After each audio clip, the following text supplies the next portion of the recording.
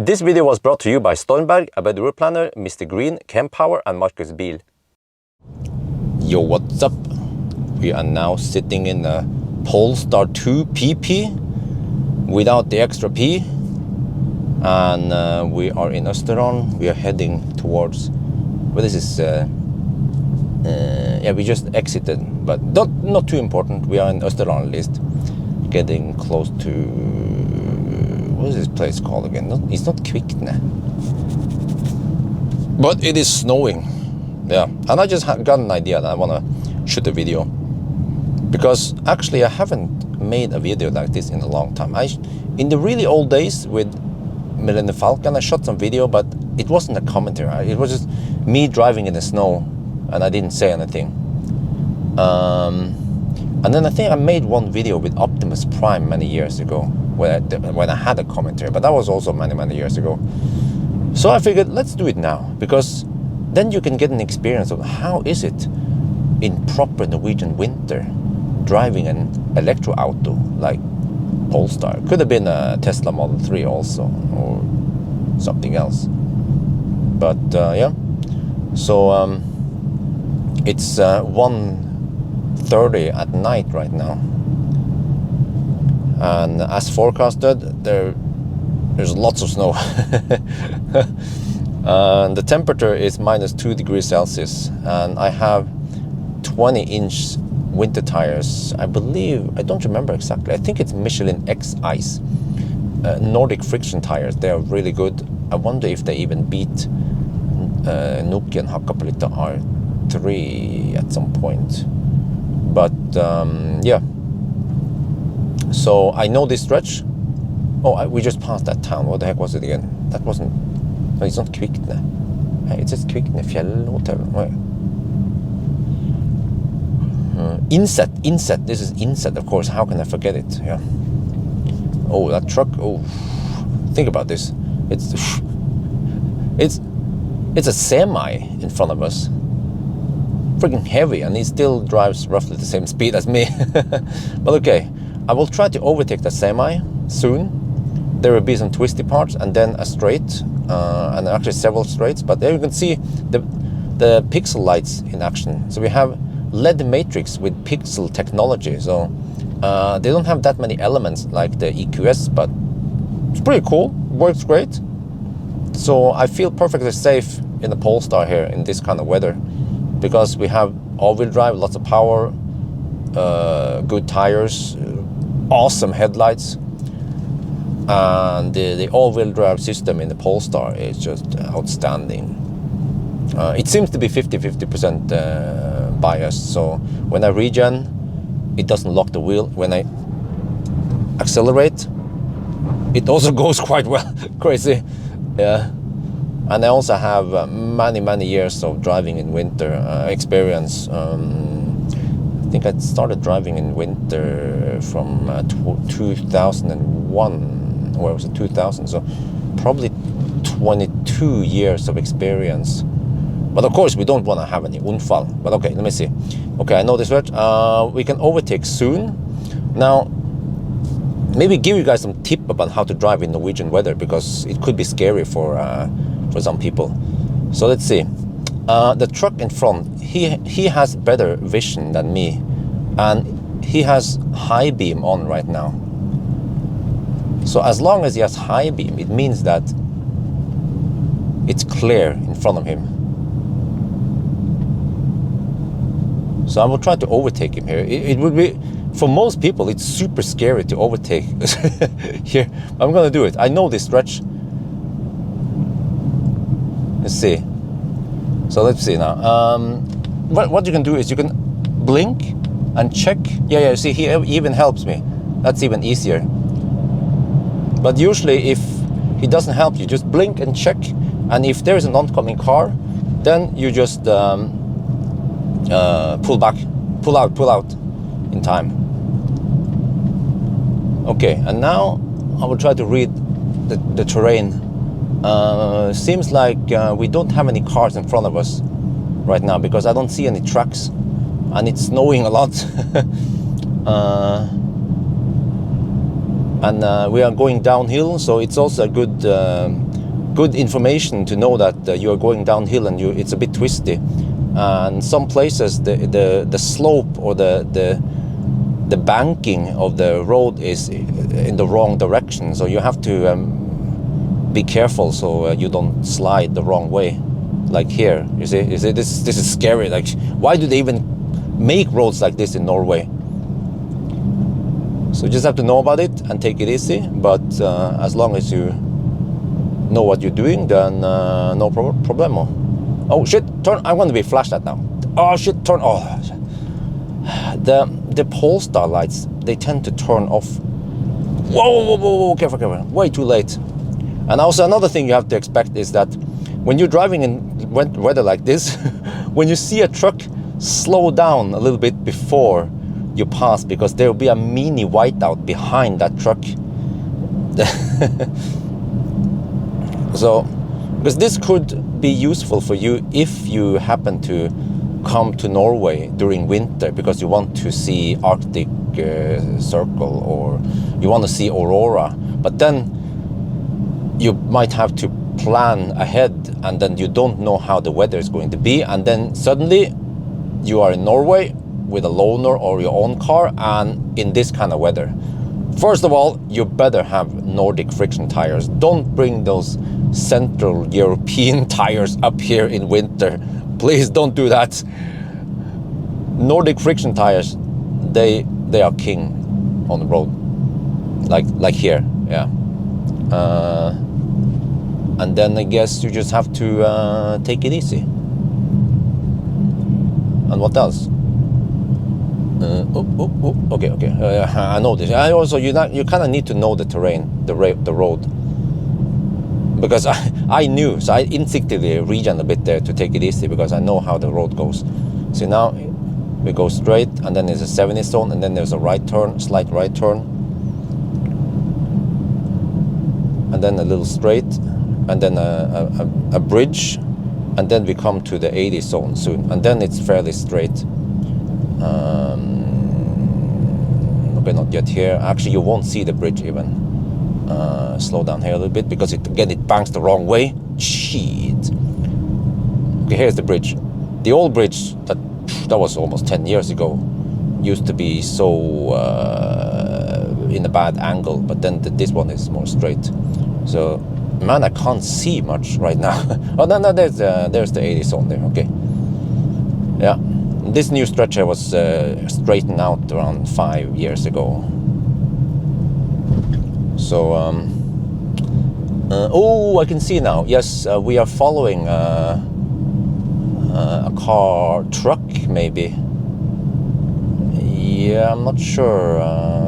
Yeah. Oh, yeah, let me see. I'm trying to read the tracks in front of us. We might be... No, this is not the truck. Okay, but we might be 5 minutes behind a vehicle. I'm not sure yet what it is, but not a plow truck. Could be a truck. Typically trucks, they drive at night.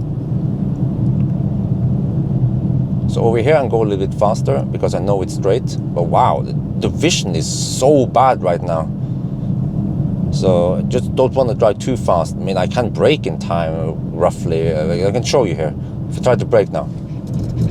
I mean, you see, like I said, Nordic friction tire, they have phenomenal grip. I can show you again. We brake, zoop, goes fairly fast and stable. And when you accelerate, there, you can feel the tires gripping, and then just zoop. It's just crazy how good grip you have. You just have to get a feel of it. And it's -3 degrees Celsius. -3 degrees right now, which is good because the colder it is, the better the friction tires grip. Like if you had -10 or -20 degrees, then it grips even better. And then the other way around, if you get closer to 0 degrees Celsius, then you have a worse and worse grip. And especially when it gets that slushy, wet part. But here, something like this, what the heck is this? A little bit irregularity in the track, so makes me wonder what's going on. Okay, yeah. So I also tend to pay attention to the temperature and just get a feel of what the surface is like, and then we just drive in the snowstorm. But no problem. I mean, okay, it might look scary if you're a Spanish guy or a Belgian or a Dutch, but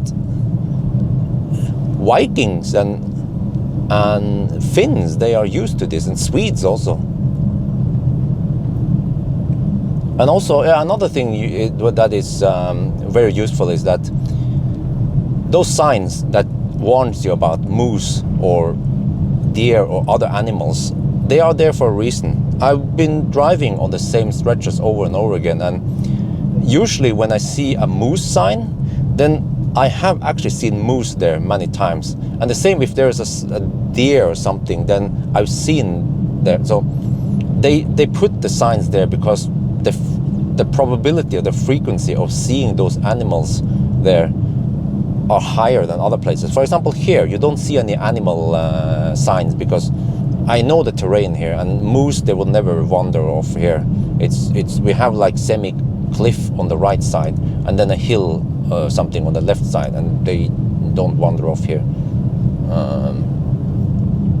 But I still have to be careful because you always have to be prepared in case, of course, or if there's some other obstacle in front of the car, or in front of you in the road. Oh, yes, here. Oh, okay. Ah, wait a minute. There might be a wait, turn off the high beam. Wait, there. What?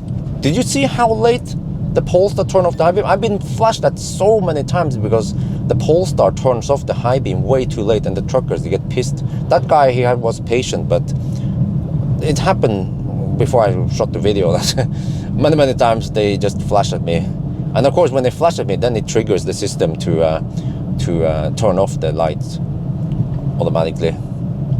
But yeah, according to the weather forecast, it's supposed to be less snow.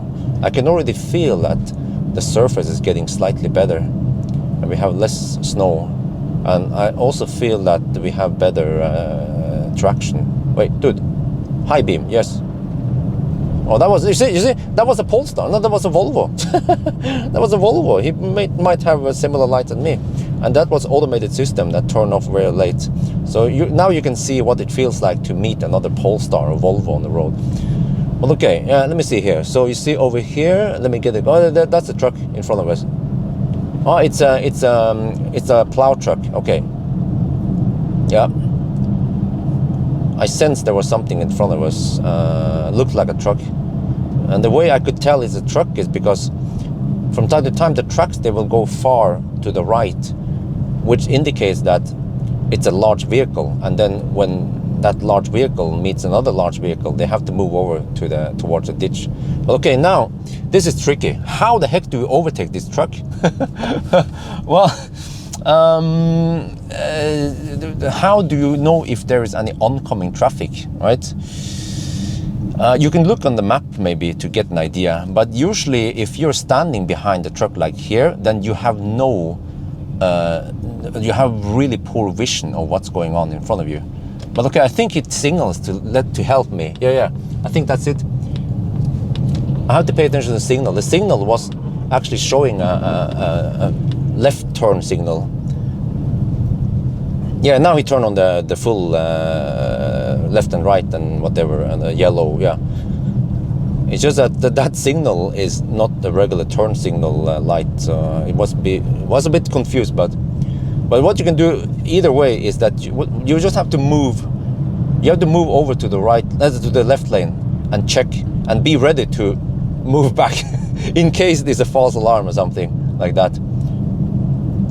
And I can also demonstrate for you maybe, in case you need to overtake in this kind of surface, it's a bit tricky. What you need to know is that you need way longer distance than normal, and you also want to do it on a straight. If it's dry or even wet asphalt, I can usually overtake in curves where I have good vision. But here, everything gets trickier now that we have lots of snow. So, yeah, now I know this stretch, it's straight. So I can demonstrate here. If I would overtake on this stretch, what you need to do is turn signal, and then you carefully change lane. And then once you're in this lane, then you can speed up. And then you slowly change lane back. Don't do any sudden movements, because, okay, this part is actually not that bad. But what usually happens is that there is some snow collected on the center here. And when you have to cross the center, it becomes really hard to cross that section, and you just have to let the tires dig into the center and get over. And that's why you need to get enough space, and preferably you have to do this on a straight, because if you do this on a slight bend, once you try to cross that center area, I'm trying to demonstrate now, you could get some weird movements that could make you panic, or you get wrong direction, or the whatever start sliding. So, but as long as you take all those precautions and you know what to expect, and especially if you know the terrain, know the road, or if you have a good map in the car, like a Tesla or some big map where you can see where the road is going, then you can kind of know what to expect, even if you're on a road you don't know. That's usually how I do it. I just look in the map. It's like, you know, it's like racing drivers when they get instructions on how the road, the curve is. Yeah, something like that. Now, by the way, you see that the vision has improved. Surface is still kind of tricky, so I still have to be careful. But at least now that I have better vision, then I can go slightly faster. And also, yeah, I wanted to demonstrate overtaking on a snowy surface, but because we were driving so slow in the twisty part, then it's highly unlikely that there will be any traffic in front of us. Oh, this is tricky. This is tricky stuff. When you don't see in front of you. Yeah, okay, so one thing is that, yes, it stopped, or some of the snowing stopped, but, right when, careful. Okay, just gonna signal that I will overtake. Yeah, okay, he's backing up, doing something there.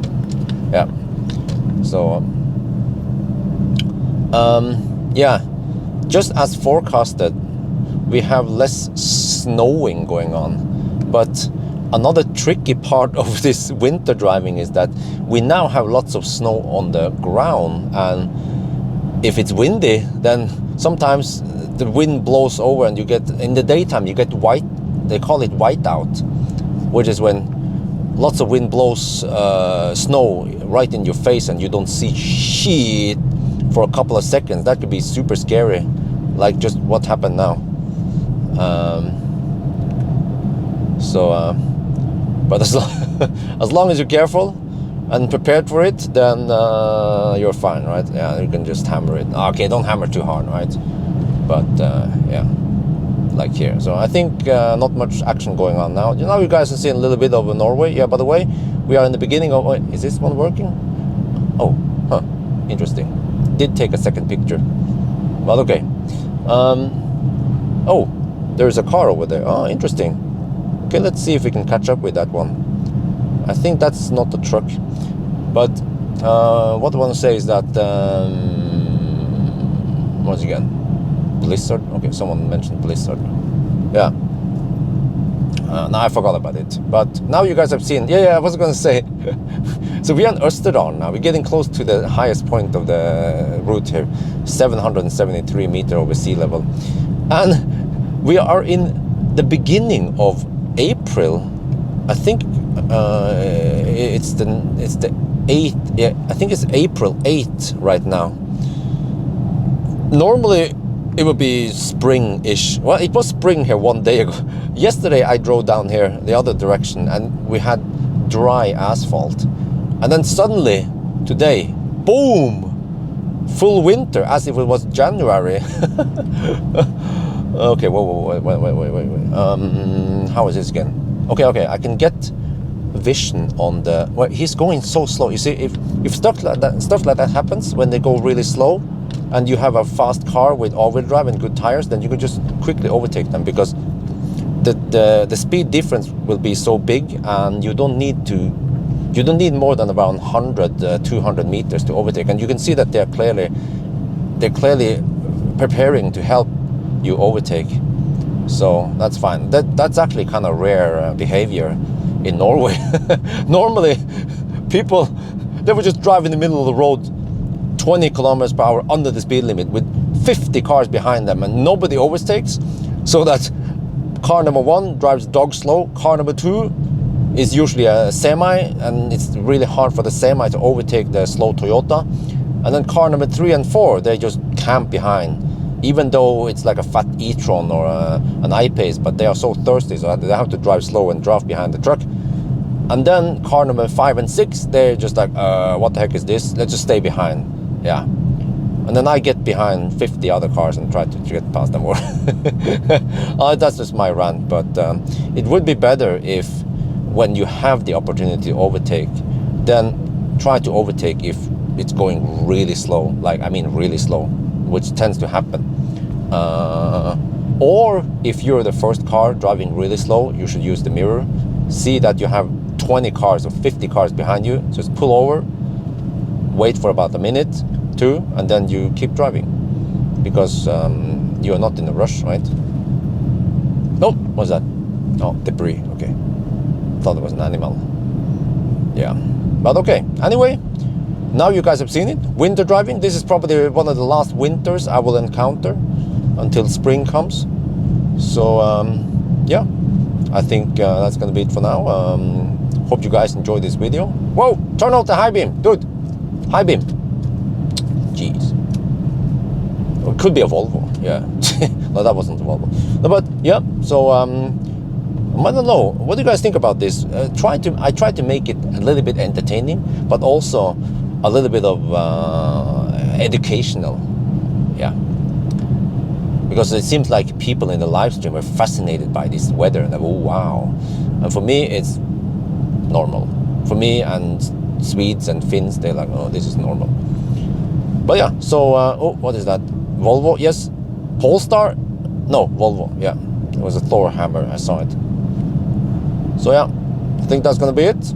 Again, thank you guys for watching. Wait, what am I supposed to say again? I hope you guys enjoyed this video. As always, thank you for watching, and talk to you later.